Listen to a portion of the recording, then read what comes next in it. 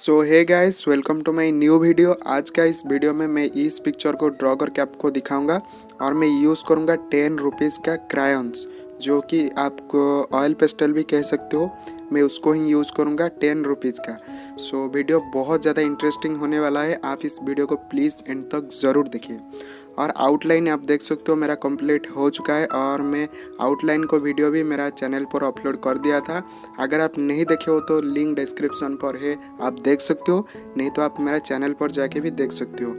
और इस वीडियो को देखने के बाद आप इस आउटलाइन को और इस शेडिंग को ज़रूर ट्राई कीजिए और इस वीडियो के अंत तक ज़रूर देखिए।